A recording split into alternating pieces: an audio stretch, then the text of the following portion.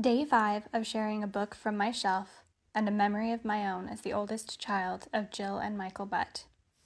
The first time I remember seeing my mother physically react to memories of childhood trauma, I was around 8 years old and I had zero understanding of what was happening. It was during Sunday worship services at the LDS meeting house that we had been attending for a short time. She had suddenly started shaking and muttering words that I didn't understand. I remember her being moved out of the pew, passing by me as I watched in absolute confusion. I saw fear in my father's eyes and whispered through tears, "Is she having a baby?" Up to that point, the only time I had seen my mother act in a way remotely similar to what I was seeing was when she was in labor. So the logical conclusion to me was that she was giving birth again. Someone, I don't remember who, told me with a look of confusion that she wasn't having a baby. So I began to go through the options again in my head while trying to comfort my younger siblings.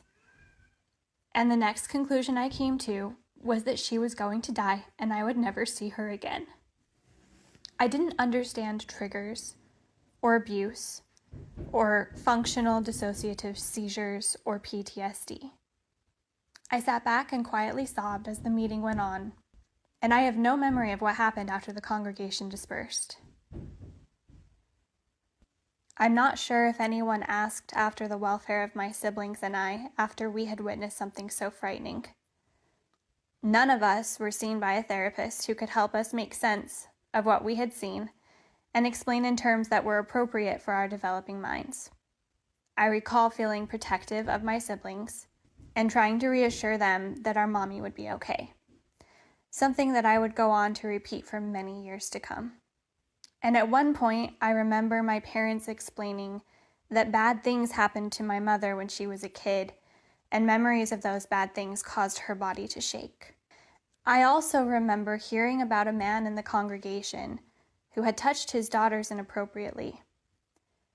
I didn't know what that meant exactly, but I felt bad for his family. My mother said that the man reminded her of her own dad, who had hurt her very badly when she was a little girl. One of the man's daughters was my age and attended church classes with me.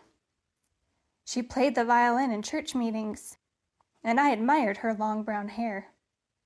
I was never invited over to play at her house, and my family never had hers over for dinner, and my mother's body continued to shake.